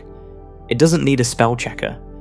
But if the universe is a simulation or a transmission of data, then it is vulnerable to noise. Bits can flip, data can rot. Without an error correction mechanism, the simulation would crash. The laws of physics would drift. Gravity would stop working on Tuesdays. The fact that we found this code in the equations of supergravity suggests that our reality is being actively stabilized. It implies that there is a system running in the background, checking the integrity of the atoms in your body, making sure they don't dissolve into noise. We are living in a patched version of reality. But if there is a code, and if there is a patch, there must be a computer. And if there is a computer, there must be an architect. This brings us to the logic trap that convinced Elon Musk and Neil deGrasse Tyson that we are almost certainly not real. It is called the simulation trillemma. In 2003, the philosopher Nick Bostrom published a paper that destroyed the idea of reality using simple statistics. He proposed 3 possibilities for the future of any civilization. Option 1, every civilization goes extinct before they figure out how to build a computer powerful enough to simulate a universe. They blow themselves up with nukes or biology. Option 2, they reach the technology, but they lose interest. They decide simulating history is boring or unethical, so they never turn the machines on. Option 3, they survive, and they run simulations. If option 3 is true, they won't just run one simulation. They will run billions. They will simulate the past. They will simulate alternative histories. They will simulate worlds where Germany won the war or where dinosaurs didn't die. This means there will be one base reality and billions of simulated realities. Now, look at the odds. If there are billions of fake worlds and only one real world, and they look exactly the same from the inside, what is the chance that you are in the real one? The math says the chance is 1 in a billion. It is effectively 0. If you believe that humanity will survive the next 1,000 years, and if you believe we will keep playing video games, then you logically must accept that you are in a game right now. You are an NPC. The memories you have of your childhood are just backstory files uploaded to your character model to give you motivation. The room you are sitting in is a render. This feels insulting. You feel real. You feel pain. You feel love.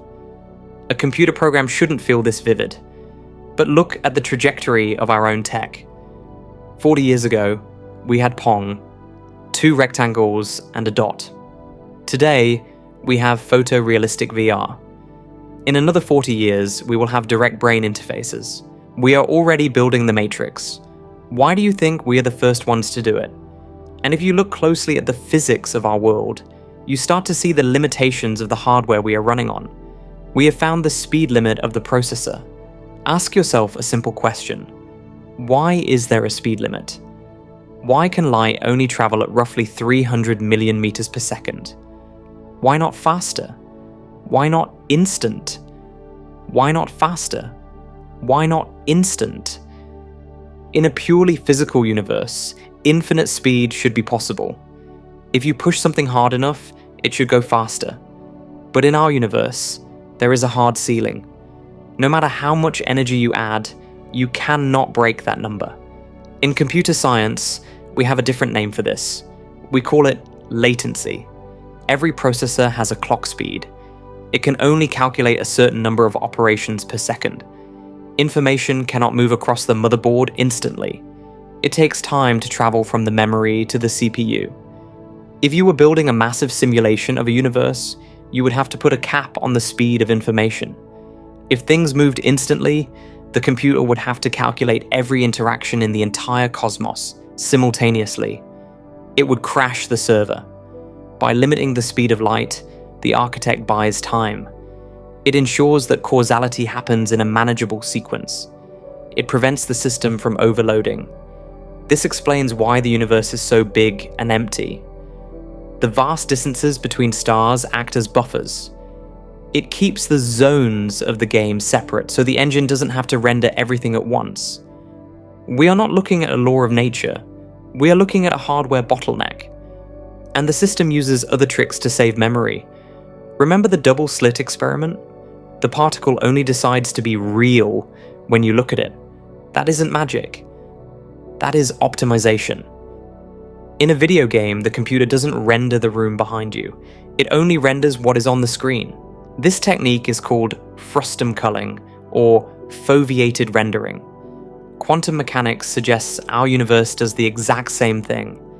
It leaves the unobserved world in a fuzzy, low-resolution state, waves, to save RAM, and only renders the high-resolution particles when a conscious observer points a camera at them.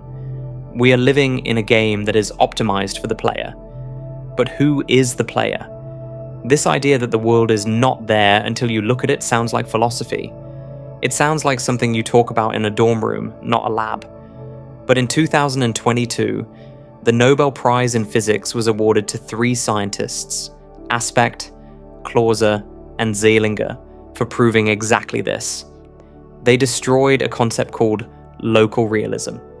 To understand why this matters, you have to understand what realism means to a physicist.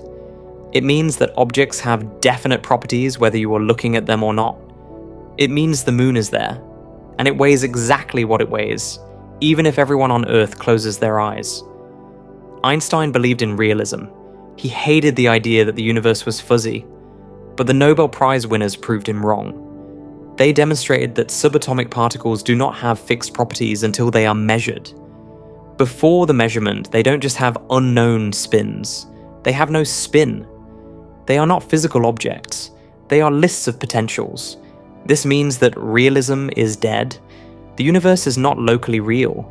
The physical world does not exist in a definite state independent of the observer. So when the physicist David Mermin asked, "Is the moon there when nobody looks?" the answer from modern physics is a terrifying no.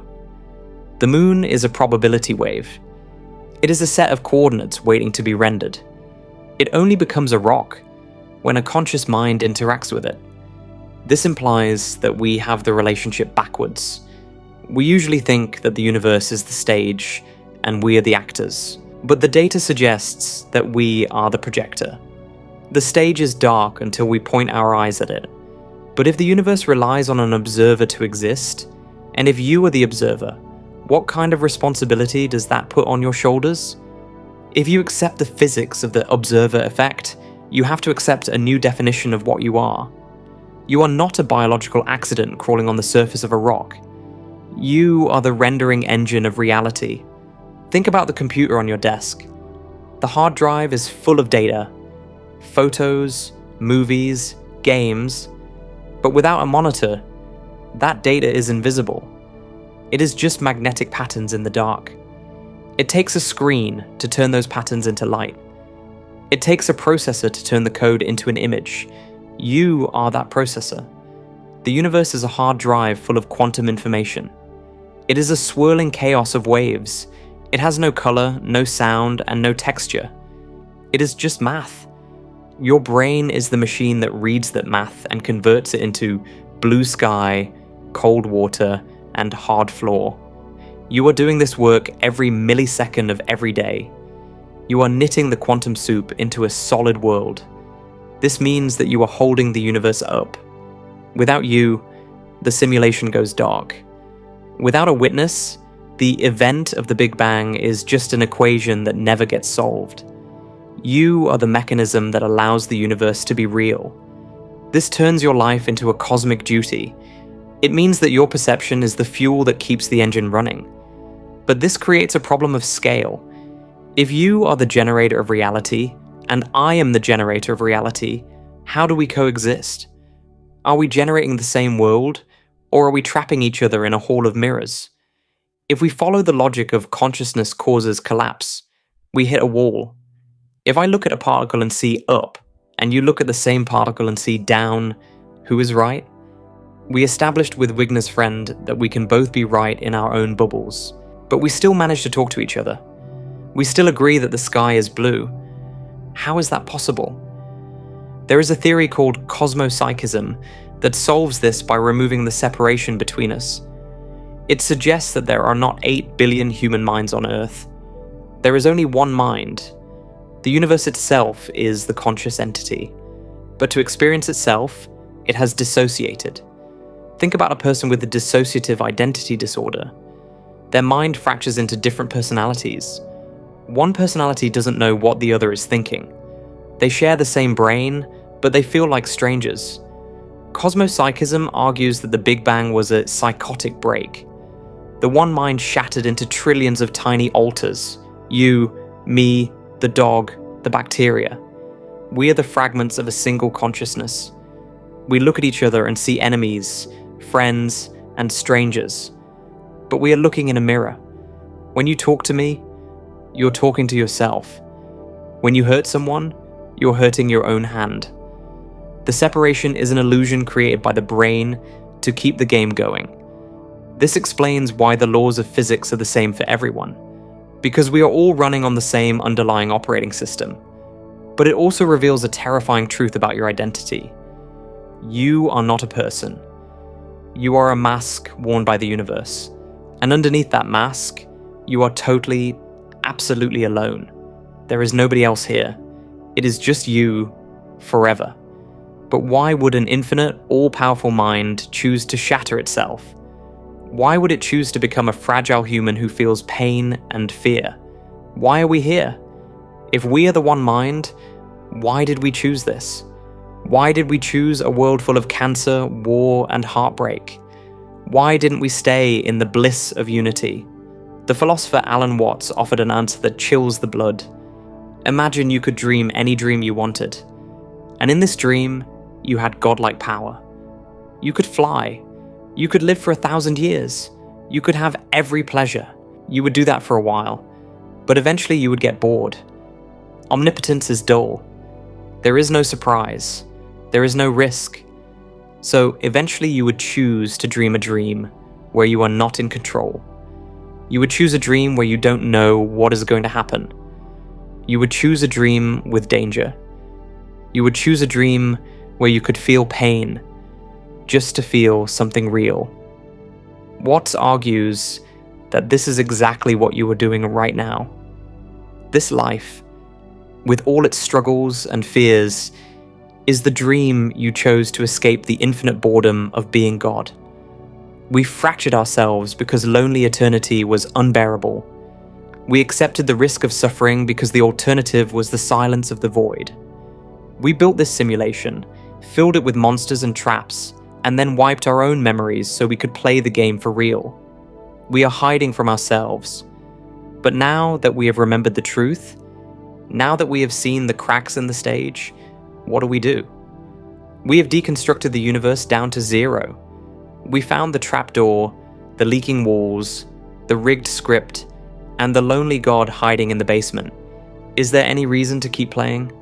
So, here is the full picture we have painted over the last few hours. It is not a pretty picture. We are living in a false vacuum that could collapse at any second. We are being dragged by a dark flow toward a gravitational monster. We are trapped in a block universe where the future is already written. We are simulations running on a computer with a speed limit. And underneath it all, we are a lonely, fractured consciousness hiding from the dark. Logically, the correct response to this information is paralysis. If the universe is a rigged, hostile machine that is destined to delete us, why bother? Why get out of bed? Why build a house that is going to burn? Why love someone who is just code? This is the friction point. Your logical brain sees the futility. It sees the math of the heat death. It sees the error codes, but your biological brain refuses to accept it. You feel a drive, you feel hunger, you feel ambition, you feel the need for meaning. This is the cruelty of our design. We are meaning-seeking missiles launched into a meaningless void. We are programmed to look for patterns and stories in a universe that runs on cold, indifferent entropy. We are standing in front of a silent mountain, screaming, "Why?" And the mountain is just being a mountain. The philosopher Albert Camus called this the absurd. The conflict between our desire for significance and the universe's absolute silence. Most people break under this pressure. They invent fairy tales to pretend the mountain cares. But we have seen too much physics to lie to ourselves. We know the mountain doesn't care. So how do we live in the face of the absurd without going insane? How do we find a reason to continue when we know the game is rigged? The answer lies in flipping the board. Camus argued that there is only one really serious philosophical problem: suicide. If life is absurd and the universe is silent, should we just check out? Camus said no. He proposed a third option between hope and suicide. He called it revolt. He used the myth of Sisyphus to explain it. Sisyphus was condemned by the gods to roll a giant boulder up a hill. Every time he reached the top, the rock would roll back down, and he had to start over.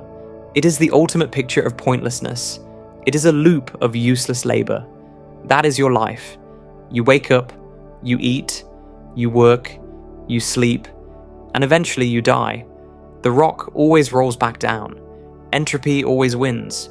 But Camus imagined Sisyphus at the bottom of the hill, watching the rock roll away. And in that moment, Sisyphus smiles. Why? Because he realizes that the rock is his. The struggle is his. The gods wanted to punish him with futility, but by accepting the futility and keeping on going, he defeats the punishment. He turns the prison into a playground. This is the secret of optimistic nihilism. If the universe has no inherent meaning, that means it has no inherent authority over you. It cannot tell you what is right or wrong. It cannot tell you what is success or failure. It is a blank page. The fact that the universe doesn't care is the only thing that guarantees your freedom. If there was a grand plan, you would be a slave to it. But since there is no plan, you are the architect. You are the local god of significance. In a universe of dead rocks and cold gas, the only place where value exists is inside your own head. You are the generator. You don't find the meaning out there, you project it from here. And this act of projection is not just a psychological trick. It is a physical war against the nature of reality. To understand why your life is a rebellion, you have to look at the second law of thermodynamics. This is the dictator of the cosmos. It states that everything must move from order to disorder. The universe wants to turn complex structures into dust. It wants to burn your house down. It wants to scramble your DNA. It wants to turn your memories into static. The natural direction of physics is decay, but life does the opposite. Look at a tree. It takes chaotic dirt, water and sunlight, and it organizes them into a complex, structured leaf. Look at a human. You take random atoms of carbon and nitrogen and weave them into a brain that can write poetry. This shouldn't happen. In a universe sliding toward chaos, life is swimming upstream. We are entropy fighters. Every time you build something, every time you fix a broken chair, every time you learn a new fact, you are spitting in the face of the second law. You're creating a local pocket of low entropy in a high entropy world. You are stealing energy from the void and forcing it to make sense. This makes simply being alive an act of defiance. You are a glitch in the death spiral. The universe is trying to erase you every single second. The vacuum wants to collapse you. The radiation wants to mutate you. But you are still here. You are holding your shape. This is not a passive existence. It is an active war. We are the resistance movement against the heat death. And even though we know that eventually the resistance will fall and the universe will freeze, the victory isn't in winning the war forever. The victory is in fighting the battle at all. The fact that we can stand up and build a castle in the sand, knowing the tide is coming, is the bravest thing a consciousness can do. And the best part is, the castle doesn't actually disappear when the tide comes in. In physics, there is a famous thought experiment called Maxwell's demon. It imagines a tiny creature controlling a door between two rooms of gas. The demon opens the door to let fast molecules in and closes it to keep slow molecules out. By doing this, he creates a hot room and a cold room. He creates order out of chaos just by using information. You are that demon. You are a machine that processes information to create order. When you write a line of code, you are arranging electrons into a pattern that performs a function. When you comfort a crying child, you are taking a chaotic emotional state and regulating it into calm. When you paint a picture, you are taking random pigments and forcing them to represent a face. These are acts of negative entropy. You are building fortresses of structure in a wilderness of noise. And while the universe will eventually tear these fortresses down, for a brief moment, they stand. And that moment is real. The universe is infinite in size and time, but it is incredibly poor in complexity. Most of the cosmos is just empty void or burning plasma. Complex structures like a library, a song, or a conversation are incredibly rare. They are the diamonds in the mud. By creating them, you are enriching the texture of reality. You are the grabby alien that consumes the nothingness and replaces it with somethingness. The grabby aliens theory says we should be afraid of the species that expands, but maybe we should be that species, not to destroy, but to cultivate. We have the right to impose our order on the chaos. We have the right to be the gardeners of the galaxy, and the garden we plant leaves a root system that goes deeper than time itself. We are terrified of death because we think it means erasure. We think that when our timeline ends, our story is deleted from the hard drive. But remember the block universe. Remember the loaf of bread. If Einstein is right and the past, present, and future exist simultaneously as a solid crystal, then deletion is impossible. Nothing is ever erased. The dinosaurs are not gone. They are just in a different coordinate of the block. The Roman Empire is still burning in its slice of space-time, and you are still being born in yours. Your life is not a fleeting spark that vanishes. It is a permanent geometric structure carved into the four-dimensional architecture of the cosmos. Think of a vinyl record. The music only plays where the needle is touching. That is your now. When the needle moves forward, the song behind it falls silent, but the groove is still physically etched into the plastic. The notes are still there. Your life is a groove in the universe.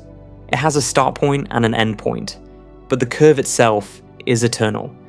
Even 1 trillion years from now, when the stars have burned out and the universe is a dark graveyard, the you of the 21st century will still be frozen in the crystal, laughing, crying, and watching this video. You are a statue made of time. The universe cannot destroy you, because you are part of its geometry. You are built into the wall. This changes the way you look at your actions. You aren't just passing time, you are carving your statue. Every decision you make, every kindness you show, every mistake you fix is a chisel stroke on the stone. You are deciding, right now, what shape your eternal segment of the block will take. Make it a shape you are proud of. Make it a groove worth playing. Because the signal coming off that groove doesn't stop at the edge of your life. It ripples out forever. Recall the Wheeler-Feynman theory we talked about in the Retrocausality chapter. The handshake across time. Every particle sends a wave into the future. Every interaction broadcasts a signal that travels at the speed of light, rippling out into the void forever. You are a lighthouse. The light bouncing off your face right now will travel past the moon, past Mars, and out of the solar system. 1 billion years from now, those photons will still be traveling through the vacuum of intergalactic space. The gravitational waves from your movements will still be shifting the fabric of space-time, however slightly. You are changing the physical structure of the future just by being in it. In a chaotic system, this is the butterfly effect. A tiny change in the initial conditions, like you deciding to turn left instead of right, can amplify over time to alter the fate of a galaxy. We don't know the impact of our signal. We can't see where the wave hits, but we know that we are broadcasting. And if the grabby aliens theory is true and we are the firstborn, then our signal is the only one ringing out in the silence. We are the first notes of the song. If we destroy ourselves, the song stops. But if we survive, if we build, if we send a signal of order and complexity, that signal will become the background radiation for every civilization that comes after us. We are setting the template. We are the ancestors that the future will look back on. They will look at the hawking points in their sky and try to decipher who we were. They will try to reconstruct the data from the holographic shell to see what we did with our time in the sun. So, do not be afraid of the silence. Fill it. Do not be afraid of the dark. Shine. You are the statistical miracle that made it to the party against odds of 10 to the power of 120. You have already won the jackpot. The only question left is, what are you going to buy with the winnings? To understand the value of the winnings, you have to look at the math of your own existence. We talked earlier about the Boltzmann brane, the idea that in an infinite, chaotic universe, it is statistically easier for atoms to randomly assemble into a fake brain for 1 second than it is to evolve a real biological civilization over billions of years. The odds favor the fake brain by a margin of 10 to the power of 50. That is a 1 followed by 50 zeros. Now, add the grabby aliens odds. It is statistically unlikely for a civilization to arise this early in the cosmic morning. We should be sleeping for another billion years. Now, add the fine-tuning odds. The constants of physics had to be set to within 1/1,000,000,000% to allow atoms to bond. If you multiply all these probabilities together, the chance of you existing, right here, right now, in a biological body, on a stable planet, in a stable vacuum, is effectively 0. The calculator just says, error. By all the laws of physics and probability, you should not be here. You should be a cloud of gas. You should be a Boltzmann hallucination floating in the void. You should be dead dust in a sterile universe. But you aren't. You are breathing. You are processing information. You are defying the entropy of the universe just by sitting in that chair. This means you are the biggest statistical anomaly in the cosmos. You are a glitch in the thermodynamics. The fact that you exist is the most impossible thing that has ever happened. So, when you feel small looking at the stars, remember that the stars are easy. Burning hydrogen is simple. Being a conscious observer in a chaotic void is the hardest trick in the book. You are the exception to the rule. And you are made of the exact same material as the rule you are breaking. We often say, I am in the universe, like you are a visitor walking through a museum. You feel like a tiny object inside a giant container. But that linguistic distinction is a lie. The astrophysicist Neil deGrasse Tyson following Carl Sagan, reminds us of the literal biological connection. Look at your hand, the carbon in your skin, the iron in your blood, the calcium in your bones. Where did it come from? At the Big Bang, the universe only made hydrogen and helium. It didn't make carbon. It didn't make the stuff of life. To make the atoms that allow you to think, the universe had to build massive stars. It had to cook those elements in nuclear furnaces for millions of years. And then, it had to blow those stars up. Every atom in your body was forged in the catastrophic death of a star that exploded billions of years before the Earth was formed. You are made of nuclear waste. You are the recycled debris of a supernova. This means you are not separate from the violent history of the cosmos. You are the direct result of it. You are the universe organizing itself into a shape that can look back at itself. When you look at the night sky, you aren't looking at external objects. You're looking at your ancestors. The galaxy is your body. The gravity is your skin. The separation you feel is just a trick of the mind. The Cosmopsychism dissociation we discussed earlier. Underneath the illusion, you are the mechanism itself waking up. So you don't have to be afraid of the universe. That would be like your hand being afraid of your arm. You are the universe. And that gives you the authority to decide what it means. If you are the universe waking up, and if the grabby aliens theory is true, then you have a job to do. Remember, the theory says we are the firstborn. The galaxy is empty. The silence is waiting for us. This isn't a license to be arrogant. It is a burden of responsibility. If we are the first, that means there is nobody coming to save us. There are no wise elders to stop us from blowing ourselves up. There is no safety net. If humanity fails, if we destroy ourselves with nuclear war, or AI, or engineered viruses, we don't just kill ourselves. We might be killing the only chance for consciousness in this entire sector of the universe. If we are the nucleation point for life in the Milky Way, then the future of trillions of stars depends on whether we survive the next 100 years. We are holding the torch in a very dark room. If we drop it, the lights go out for eons. This changes the way you look at the news. It changes the way you look at politics. These aren't just squabbles on a rock. They are the growing pains of a baby god trying to learn how to walk before it falls off a cliff. We are the great filter. We are the ones who decide if the galaxy stays dead or becomes a garden. The silence of the night sky isn't empty. It is an awaiting canvas, and we are the only ones holding the brush. But the brush is heavy, and the clock is ticking. We are walking through a minefield of our own invention. We established that civilizations usually die young. This is the logic of the great filter. It suggests that there is a trap in the evolution of intelligence. As soon as a species gets smart enough to build starships, it also gets smart enough to build weapons that can sterilize a planet. We are standing at that threshold right now. We have had nuclear weapons for 80 years. We have had synthetic biology and AI for a decade. According to the Lindy effect, which predicts the life expectancy of systems, we are in the infant mortality phase of technological civilization. We are toddling around a room full of loaded guns.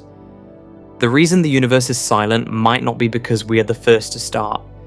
It might be because everyone else who reached this level pulled the trigger. They found a technology they couldn't control, and they filtered themselves out. This means that every year we survive is a victory against the odds. Every day we don't press the button is a triumph of wisdom over instinct. We are racing against our own incompetence, but if we can make it past this bottleneck, if we can survive the next few centuries, the math flips. Once we leave the cradle and spread to other stars, we become almost impossible to kill. The grabby phase begins. We become the immortals. So, the stakes of your life are not just about you, they are about getting the species across the finish line. You are the crew member on a ship that is navigating the most dangerous strait in history. Keep your eyes open. We have spent the last few hours tearing reality apart. We looked into the silence and found that we might be the monsters. We looked at our minds and found a cosmic illness. We looked at time and found a prison. We looked at the ground beneath our feet and found a simulation running on a dying battery. It is enough to make you want to curl up and hide. But the only reason these theories scare you is that you are making one fundamental error. You are still thinking of yourself as a victim of the universe.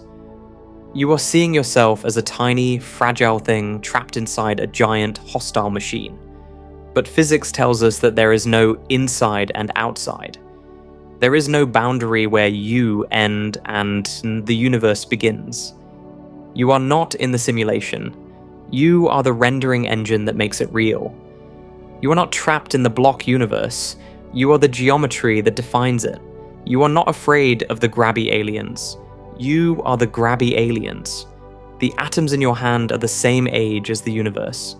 The electricity in your brain is the same force that lights up the thunderstorms on Jupiter. You are not a stranger here. You are the mechanism itself. You are the galaxy waking up, looking in a mirror, and frightening itself with its own reflection. So, when you feel the weight of the heat death, or the vertigo of the multiverse, do not turn away. Embrace it. That weight is just the feeling of your own scale. You are the only thing in the darkness that can feel, think, and create. You are the part of the universe that learned to tell a story. The void is silent. The math is cold. The future is uncertain. But you are here. You are the glitch that defies the entropy. And as long as you are watching, the lights stay on. So, do not let these theories paralyze you. Let them liberate you. If nothing matters in the long run, then you are free to decide what matters right now. If the universe is a blank canvas, then throw your paint at it as hard as you can.